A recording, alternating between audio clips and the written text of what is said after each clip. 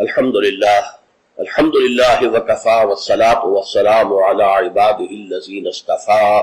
خصوصا علی افضلہم وخاتم النبیین محمد الامین وعلی آلہ وصحبہ اجمعین اما بعد فقد قال اللہ تبارک وتعالی کما ورد فی آخر سورۃ الجمعہ اعوذ باللہ من الشیطان الرجیم بسم اللہ الرحمن الرحیم یا ایھا الذین آمنوا اذا نودی للصلاة من یوم الجمعة فاسعوا الى ذکر اللہ وذروا البیع ذالکم خیر لکم ان کنتم تعلمون فإذا قضیت الصلاة فانتشروا فی الارض وابتغوا من فضل اللہ واذکروا اللہ کثیرا لعلکم تفلحون وإذا رأوا تجارة أو لهوا انفضوا إليها وتركوك قائما قل ما عند الله خير من اللهو ومن التجارة والله خير الرازقين صدق الله العظيم رب اشرح لي صدري ويسر لي أمري واحلل عقدة من لساني يفقهوا قولي اللهم ربنا ألهمنا رشدنا وأعذنا من شرور أنفسنا اللهم ارنا الحق حقا وارزقنا اتباعه وارنا الباطل باطلا وارزقنا اجتنابه آمین یا رب العالمین۔ سورہ جمعہ کا دوسرا رکوع جو 3 آیات پر مشتمل ہے، آپ نے اکثر و بیشتر اس کی سماعت کی ہوگی۔ جمعے کی نمازوں میں بھی اس کو پڑھا جاتا ہے، خطبات میں پڑھا جاتا ہے۔ یہ 3 آیات حکمت و احکام جمعہ کے موضوع پر نہایت جامع آیات ہیں۔ اہمیت جمعہ، حکم جمعہ، حکمت جمعہ، مقصد جمعہ، ان تمام امور کو ان 3 آیات نے اپنے احاطے میں لے لیا ہے۔ چونکہ حضور کا سارا طرز عمل جو ہے اور آپ کا اعلیٰ انقلاب جو ہے وہ قرآن مجید ہے، اور آپ کا سارا عمل اس کے گرد گھوم رہا ہے۔ دعوت و تربیت و تزکیہ کا سارا نظام قرآن کے گرد ہے۔ هو الذی بعث فی الامیین رسولا منہم یتلو علیہم آیاتہ ویزکیہم ویعلمہم الکتاب والحکمہ۔ لہذا اس کتاب ہی کی جب اسلامی کوئی ریاست یا نظام قائم ہو جائے تو اس کتاب کی تعلیم کو مسلسل امت میں جاری رکھنا، تاکہ وہ تعلیم جو ہے عام ہوتی رہے، پھیلتی رہے، اس کو تازہ کیا جاتا رہے، اس کے لیے نظام جمعہ تجویز کیا گیا، ہفتے وار اجتماع۔ اب اس کو نوٹ کر لیجئے کہ نہ تو وہاں پریس تھا کہ کتابیں ہوں، رسالے ہوں، اخبار ہوں، نہ وہاں ریڈیو، نہ وہاں ٹیلی ویژن، نہ وہاں اسکول، نہ وہاں کالج، نہ یونیورسٹیاں۔ تو تعلیم کا نظام کیا تھا؟ اچھا، تعلیم ایک تو ہوتی ہے بچوں کی تعلیم، اس کا تو بہت آسان کام ہوتا ہے، لیکن تعلیم بالغہ، انقلاب جو ہے وہ در حقیقت زیادہ تعلیم بالغہ پر زور دیتا ہے۔ ایک جو بھی انقلابی جو رہنما ہے، لیڈر ہے، وہ سب سے پہلے اپنے زمانے کے ایڈلٹس کو مخاطب کرتا ہے، ان کو تعلیم دیتا ہے، ان کے ذہنوں کا تزکیہ کرتا ہے، ان کے ذہنوں میں اپنا انقلابی فکر بٹھاتا ہے، جاگوزی کرتا ہے، پھر ان میں سے جو موٹیویٹ ہو جاتے ہیں اور جو رسپونڈ کرتے ہیں ان کو جمع کرتا ہے، منظم کرتا ہے، طاقت بناتا ہے۔ بچوں کی تعلیم کا اس میں دخل نہیں ہوتا، وہ تو جب نظام بن جائے گا، اسلامی نظام آ جائے گا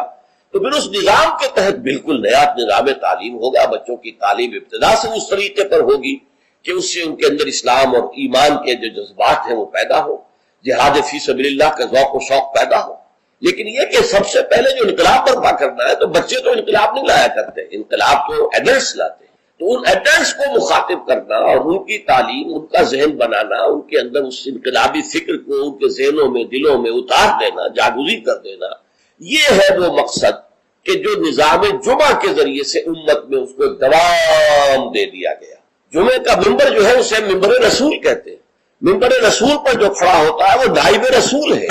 وہ نائب رسول وہی کام کرے جو حضور کرتے تھے، یتلو علیہم آیاتہ ویزکیہم ویعلمہم الکتاب والحکمہ۔ یہ کام امت کے اندر جاری و ساری ہو جائے، اس کا تسلسل ہو، اس کا دوام ہو، اس کے لیے جمعہ کی فرضیت کی۔ نظام جمعہ یہ ہفتے وار اجتماع ہے۔ آپ کے علم میں ہوگا کمیونسٹوں کا معاملہ بھی یہ ہوتا تھا، ان کا بھی ایک فلسفہ تھا، مارکسزم، اور جب تک وہ فلسفہ ذہنوں میں اتر نہ جائے کوئی شخص کمیونسٹ کیسے بنے گا؟ اور پھر وہ فلسفہ تازہ رہنا چاہیے، ان کے ذہنوں میں اجاگر رہنا چاہیے، مدھم نہ پڑ جائے، کہیں ان کے ساتھ اس کی ذہنی کمٹمنٹ کمزور نہ ہو جائے۔ تو وہ اپنے ویکلی میٹنگز کرتے تھے، اس میں کیا کرتے تھے؟ اسی فلسفے کی تجدید، اسی کی اور گہرائیوں میں اترنا، تاکہ ذہنوں کے اندر وہ فلسفہ راسخ رہے، جب فلسفہ راسخ رہے گا تو انقلابی فرور، انقلابی ذیل، انقلابی جذبہ بھی برقرار رہے گا اور انسان جو ہے تن من دل لگا دے گا۔ تو یہ ربط ہے سورہ جمعہ کے ساتھ احکام جمعہ کا، اور یہ تو واضح ہی ہے کہ در حقیقت اس سورہ مبارکہ کا نام ہی اس حکم جمعہ کے حوالے سے لیا گیا ہے۔ اچھا، اب اس میں حکم جمعہ کی اہمیت کیا ہے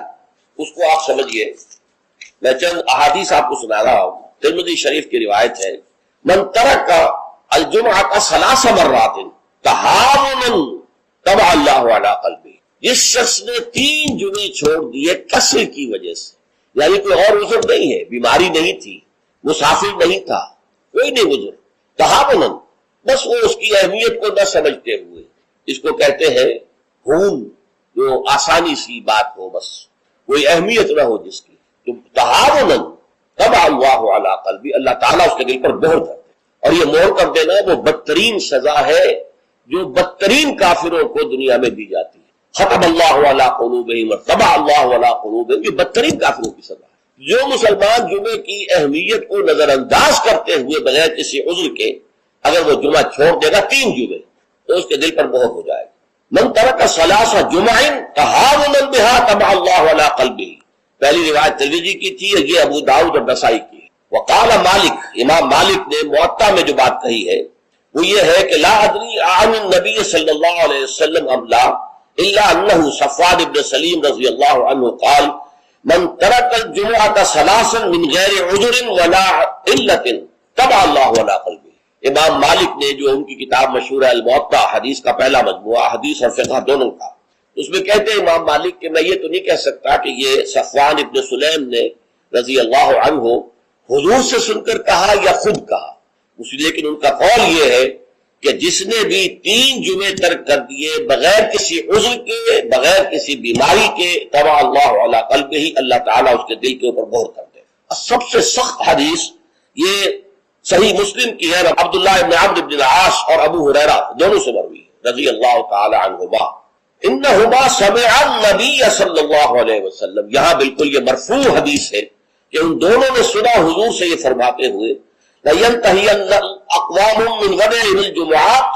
أَوْ لَيَخْتِمَنَّ اللَّهُ عَلَىٰ قُلُوبِهِمْ ثُمَّ لَيَكُونُنَّ مِنَ الْغَافِلِينَ، لوگ باز آ جائیں اپنی جمعے کی نماز کو ترک کرنے سے، ورنہ لازماً اللہ تعالیٰ ان کے دل پر ختم کر دے گا، مہر لگا دے گا۔ یہ وہی لفظ ہے جو سورہ بقرہ کی ابتدا میں آیا ہے، ان الذین کفروا سواء علیہم انذرتہم ام لم تنذرہم لا یؤمنون ختم اللہ علی قلوبہم وعلی سمعہم وعلی ابصارہم غشاوہ، پھر وہ غافلوں میں سے ہو جائیں گے۔ اسی صحیح مسلم میں حضرت عبداللہ ابن مسعود سے ایک اور روایت ہے، ان النبی قال لقوم یتخلفون عن الجمعة لقد هممت ان آمر رجلا يصلي بالناس ثم احرق على رجال يتخلفون عن الجمعة بيوتهم، حضور نے فرمایا میرا یہ دل چاہتا ہے کہ میں کسی اور شخص کو امامت کے لیے کھڑا کر دوں اور ان لوگوں کے گھروں میں جا کر ان کے سمیت آگ لگا دوں کہ جو جمعے کے اندر حاضر نہیں ہو۔ اب آپ ایک طرف حضور کی شخصیت کو دیکھیں، آپ کے اندر نرمی تھی، رقت تھی، شفقت تھی، محبت تھی، رأفت تھی، لیکن دوسری طرف سختی کا یہ عالم ہے کہ جمعے کی اہمیت، تاکہ معلوم ہو جائے کہ جمعے کی اہمیت کیا ہے۔ یا ایھا الذین آمنوا اذا نودی للصلاۃ من یوم الجمعۃ فاسعوا الی ذکر اللہ وذروا البیع، اے ایمان کے دعوے دارو جب پکارا جائے نماز کے لیے جمعے کے دن، مراد ہے نماز جمعہ۔ ویسے تو ظاہر بات ہے کہ اذان تو فجر کی بھی ہوگی، عصر کی بھی، مغرب کی بھی، عشاء کی بھی، یہاں مراد کیا ہے؟ نماز جمعہ کے لیے جب اذان دی جائے فاسعوا الی ذکر اللہ، لفظی ترجمہ تو ہوگا تو پھر دوڑ پڑو اللہ کے ذکر کی طرف، صحیح کے معنی دوڑنا ہے، لیکن یہ کہ چونکہ حضور نے صلی اللہ علیہ وسلم دوڑنے سے منع کیا، لہذا لپ کو یعنی ہمتاً متوجہ ہو جاؤ۔ اب کوئی کاروبار دنیاوی تمہیں ذرا اس گاہک کو نپٹا لوں، پھر نہیں، فوراً کاروبار بند۔ فرمایا فاسعوا الی ذکر اللہ وذروا البیع، کاروبار چھوڑ دو، ذالکم خیر لکم ان کنتم تعلمون، یہی تمہارے لیے بہتر ہے اگر تم سمجھو۔ اب دیکھیے غور کیجئے اس میں کہ ہو سکتا ہے کوئی شخص، کوئی دکاندار بیچارہ صبح سے بیٹھا تھا، کوئی گاہک نہیں آیا، عین جس وقت گاہک دکان میں داخل ہوا اسی وقت اب اذان جمعہ کی آواز آ گئی، اب بڑے سخت امتحان میں ہے وہ، لیکن فرمایا گیا ذالکم خیر لکم، بظاہر گھاٹے کا سودا ہے، صبح سے بیکار بیٹھے تھے، کوئی گاہک نہیں تھا، اب آیا ہے تو نماز کی اذان آ گئی، چھوڑ کے جانا پڑے گا، ضرور ہے۔ کاروبار چھوڑ دینا یہ لازم ہے، یہ حکم ہے، یہ واجب ہے، فرض ہے چھوڑ دینا، اس میں کسی قسم کی کوتاہی جو ہے وہ پسندیدہ نہیں ہے۔ تو جمعے کی اہمیت کے لیے ایک طرف تو قرآن مجید کے یہ الفاظ یا ایھا الذین آمنوا اذا نودی للصلاۃ من یوم الجمعۃ فاسعوا الی ذکر اللہ وذروا البیع ذالکم خیر لکم ان کنتم تعلمون، اور اس کے ساتھ جمع کیجئے وہ احادیث جو میں آپ کو سنا چکا۔ اگر 3 جمعے کسی مسلمان نے بغیر عذر کے، ہاں عذر ہو سکتا ہے، آپ بیمار ہیں تو آپ پر فرض نہیں ہے، آپ مسافر ہیں تو مسافر پر فرض نہیں ہے، آپ غلام ہیں کسی کے تو آقا کی اجازت کے بغیر نہیں جا سکتے، لہذا غلام پر بھی جمعہ فرض نہیں ہے، بچے پر بھی جمعہ فرض نہیں ہے، خواتین پر جمعہ فرض نہیں ہے، وہ اپنی ظہر کی نماز اپنے گھروں میں ادا کریں، جمعہ کی فرضیت نہیں ہے۔ لیکن جس پر جمعہ فرض ہے اور پھر وہ صرف تہاوناً کسل مندی یا اس کی اہمیت کو نہ سمجھتے ہوئے وہ اگر جمعے مسلسل 3 ترک کر دے گا تو طبع اللہ علی قلوبہم بھی آ گیا اور ختم اللہ علی لیختمن اللہ علی قلب، اللہ تعالیٰ اس کے دل کے اوپر مہر کر۔ اچھا، اس میں اب جو نوٹ کرنے کی بات ہے وہ یہ ہے، جمعے کو جمعہ بنانے والی شے خطبہ جمعہ ہے، نماز تو ظہر کی نماز کا قائم مقام جمعہ ہے نا، ظہر کے 4 فرض ہیں اور جمعے کے 2 ہیں، تو نماز اصل شے نہیں ہے، اصل شے جو ہے خطبہ جمعہ ہے جس نے کہ جمعے کو اہمیت دی۔ اسی کے خطبہ میں تعلیم ہوتی ہے، تلقین ہوتی ہے، جسے میں نے کہا اصل جو مقصد ہے یہ ہفتے وار اجتماع ہے، اس ہفتے وار اجتماع میں تازہ کرنا ہے اپنے نظریے کو، اپنے خیالات کو، اپنے نظریات کو، اپنے عقائد کو تازہ کرنا ہے، اسے پانی دینا ہے، سینچنا ہے، اور یہ کام در حقیقت خطبے کا ہے۔ ویسے یہ کہ تاریخی اعتبار سے جان لیجئے کہ اسلام جو ہے شروع سے اسلام ہے، حضرت آدم سے لے کر حضور تک اور آج تک اصل دین جو ہے وہ اسلام ہے، ان الدین عند اللہ الاسلام۔ یہ تو اسلام کے ایڈیشنز ہیں کہ ایک خاص احکام جو حضرت موسیٰ کو دیے گئے تو وہ اس وقت کے لوگوں کے لیے وہ لازم تھے، پھر وہ احکام جو ہے شریعت محمدی کی شکل میں آئے ہیں صلی اللہ علیہ وسلم تو ہم پر وہ واجب ہے، لازم ہے۔ لیکن یہ کہ یہ نظام جو ہے رہا ہے ان تمام مذاہب میں کہ ہفتے کے ایک دن کو فارغ کیا جائے اللہ کی یاد کے لیے، چنانچہ یہ حکم جمعہ ہی تھا کہ جو دیا گیا تھا امت موسوی کو علی نبی الصلوۃ والسلام، جمعے کا دن تھا، ہمیشہ سے جمعے ہی کا دن جو ہے وہ در حقیقت مقدس دن ہے، اور جمعے ہی کا دن ہے کہ جو ابتدائے آفرینش سے چلا آ رہا ہے اس کام کے۔ لیکن یہودیوں نے اپنی جو بھی شر پسندی تھی ان کے اندر، ان کے مزاج میں جو بغاوت، ان کا جمعے کو چھوڑو جی ہفتہ کرو، تو اللہ تعالیٰ نے بھی پھر ہفتہ ہی ان پر فرض کر دیا، اور ان کے ہاں یہ ہفتہ اتنا سخت تھا، جمعے کی مغرب کی نماز کے بعد سے لے کر اگلے ہفتے کی مغرب تک 24 گھنٹے کوئی کاروبار دنیاوی مطلقاً حرام تھا۔ آج بھی امریکہ کے اندر جو لوگ رہتے ہیں، جو ورک جو کہ پریکٹسنگ جیوز ہیں،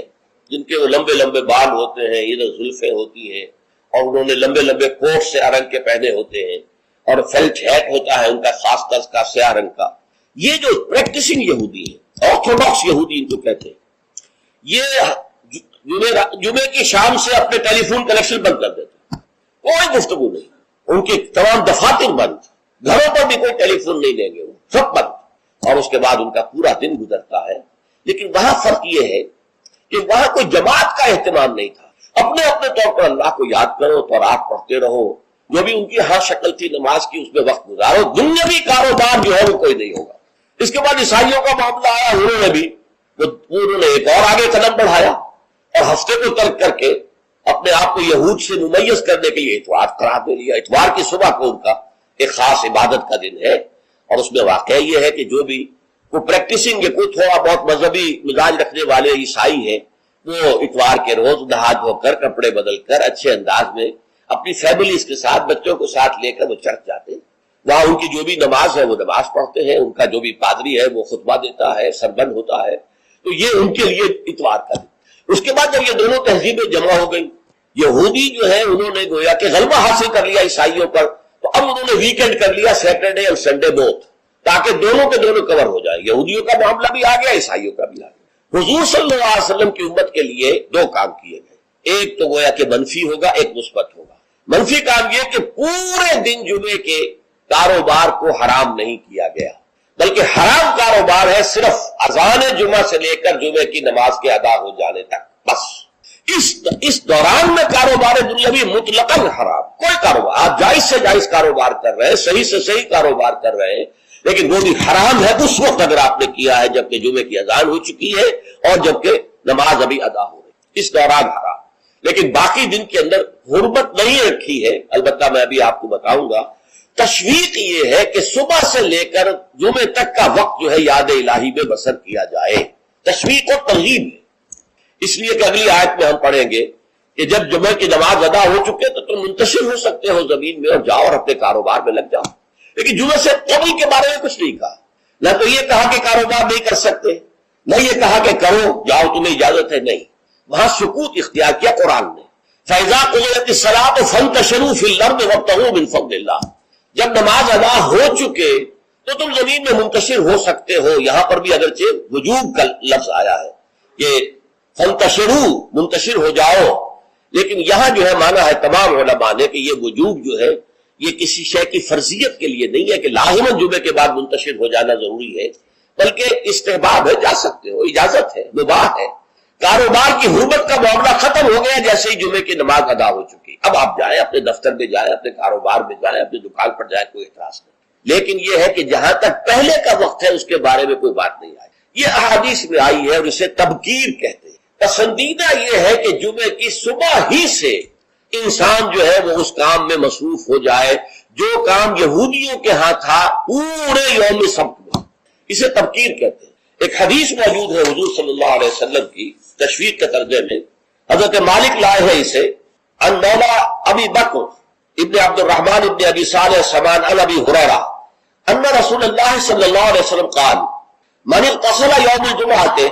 غسل جنابت، جس شخص نے جمعے کے روز غسل کیا، وہ جو کہ ناپاکی جنابت کی حالت میں غسل کیا جاتا ہے، کمپلیٹ اچھی طرح غسل. ثم راح فی الساعۃ الاولی، پھر جو شخص پہلی گھڑی میں پہنچ گیا مسجد میں، فکانما قرب بدنۃ، تو ایسے ہے کہ جیسے اس نے ایک اونٹ قربان کیا اللہ کی راہ میں، صدقہ دیا. ومن راح فی الساعۃ الثانیۃ، جو دوسرے گھنٹے میں دوسری گھڑی میں گیا، فکانما قرب بقرۃ، تو ایسے ہے جیسے کہ ایک گائے اس نے اللہ کی راہ میں صدقہ کر دی اور ذبح کر دی، خیرات کر دی. ومن راح فی الساعۃ الثالثۃ، اور جو تیسری گھڑی میں تیسرے گھنٹے میں گیا، فکانما قرب بشاۃ او قرن، پھر یہ اس کے برابر ہوگا کہ گویا کہ کسی نے ایک بکری اللہ کی راہ میں ذبح کر دی، صدقہ کر دی، یا کوئی میڈھا کر دیا. ومن راح فی الساعۃ السابعۃ، اور جو گیا چوتھے گھنٹے میں چوتھی گھڑی میں، فکانما قرب دجاجۃ، تو یہ اس کے برابر ہے کہ گویا کہ اس نے ایک مرغی جو ہے اللہ کی راہ میں دے دی، خیرات کر دی. ومن راح فی الساعۃ الخامسۃ، اور جو پانچویں ساعت میں گیا، فکانما قرب بیضۃ، تو وہ ایسے ہے گویا کہ اس نے ایک انڈا اللہ کی راہ میں خیرات کر دیا. فاذا خرج الامام، تو جب امام نکل آئے، حضرت الملائکہ یسمعون الذکر، تو اب فرشتے، ایک اور روایت میں الفاظ آئے ہیں جو فرشتے بیٹھے ہوتے ہیں حاضری درج کرنے کے لیے، فلاں آ گیا، فلاں آ گیا، یہ چوتھی ساتھ میں آیا، یہ تیسری میں آیا، یہ دوسری میں آیا، یہ پانچویں میں آیا. تو فرشتے اپنے وہ رجسٹر بند کر کے، اور وہ خود الذکر، یعنی وہ جو امام خطبہ دیتا وہ الذکر ہے، اس خطبے کی طرف وہ ہمتن متوجہ ہو جاتے ہیں. چنانچہ ایک تو یہ بات جان لیجئے کہ اس کے بارے میں امام الہند حضرت شاہ ولی اللہ دہلوی رحمۃ اللہ علیہ کی رائے ہے کہ اس سے مراد یہ نہیں ہے کہ فجر کی نماز کے بعد طلوع آفتاب کے بعد پہلا گھنٹہ، پھر اس کے بعد دوسرا، پھر اس کا تیسرا، پھر اس کا چوتھا، پانچواں، بلکہ یہ زوال کے بعد سے خفیف ساعات ہے. یعنی زوال سے وقت شروع ہوا، سورج جو ہے وہ نصف النہار سے ذرا ڈھلکا لدنو کی شمس، تو اس کے ساتھ ہی جمعے کا وقت شروع ہو گیا. تو اس وقت سے پہلی ساعت، دوسری ساعت، گویا کہ یہاں ساعت سے مراد گھنٹہ نہیں ہے بلکہ کوئی اور لطیف قسم کا پیمانہ وقت کا ہے. یہ شاہ ولی اللہ کی رائے ہے جو انہوں نے اپنی مصفہ میں بھی اور مصوہ میں بھی، شاہ ولی اللہ کے نزدیک بڑی اہم کتاب جو ہے حدیث کی وہ موطا ہے. انہوں نے اس کی ایک شرح فارسی میں لکھی ہے اور ایک شرح عربی میں لکھی ہے. ان دونوں میں انہوں نے یہ رائے ظاہر کی، لیکن بہت سے علماء کی رائے ہے کہ نہیں، جو ہمارا ساعات کا نظام ہے اسی پر اس کو شمار کیا جائے گا. لیکن اس پر بھی اجماع ہے کہ جو اس کے بعد بھی آتا ہے جمعہ تو اس کا بھی ہو جائے گا، جمعے کی فضیلت سے اسے کوئی حصہ نہیں ملے گا، جمعے کی برکات سے اسے کوئی حصہ نہیں ملے گا، جمعے کا جو خاص مقام اور مرتبہ ہے اس کے حیثیت سے وہ محروم رہے گا. لیکن جہاں تک فرضیت جمعہ ہے وہ اس فرضیت جمعہ جو ہے وہ اس کی طرف سے ادا ہو جائے گا. لیکن یہ منظر میں نے اپنی آنکھوں سے دیکھا ہے اپنے بچپن میں، اور وہ یہ سرسا ایک جگہ تھی، وہ تحصیل تھی ضلع حصار کی، وہاں میری بسم اللہ ہوئی، پھر وہ نورانی قاعدے سے ہماری تعلیم شروع ہوئی. تو جس مسجد میں یہ سارا کام ہو رہا تھا بڑے مرکزی مقام پر وہ مسجد تھی. کبھی کبھی اب بھی مجھے خواب میں وہ مسجد آتی ہے، اور اس مسجد میں جمعے کے دن میری اپنی جو مشاہدے کی بات ہے کہ یوں سمجھیے اشراق کے بعد سے لوگوں کی آمد شروع ہو جاتی، اور دیہات سے لوگ آیا کرتے تھے. وہاں ایک خاص قوم تھی، غالباً وہ آرائی تھے، اس رائی علاقے کے آرائیوں کو وہ پچاجے کہتے تھے، جیسے کہ راجپوتوں کو رانگڑ کہا جاتا ہے. لیکن یہ کہ وہ لوگ آتے تھے اونٹوں پر سوار ہو کر، آس پاس صحرا کا علاقہ تھا، سفید کپڑے، سفید کرتے، سفید ان کے تہبند اور سفید ان کے صافے، اونٹوں کے اوپر سوار چلے آ رہے ہیں. اس لیے کہ دیہات میں جمعہ نہیں ہوتا، اور اس وقت اس پر سختی کے ساتھ عمل ہوتا تھا کہ اصل میں جمعہ جو ہے وہ شہر میں ہے. تو وہ آتے تھے اور مسجد جو ہے وہ بس صبح ہی سے بھر جاتی تھی. کہیں ایک جگہ کوئی شخص کھڑا باز کہہ رہا ہے، کچھ لوگ اس کے گرد جمع ہے، کہیں کوئی شخص بیٹھے ہوئے قرآن خود ہی پڑھ رہا ہے، کوئی نوافل پڑھ رہا ہے.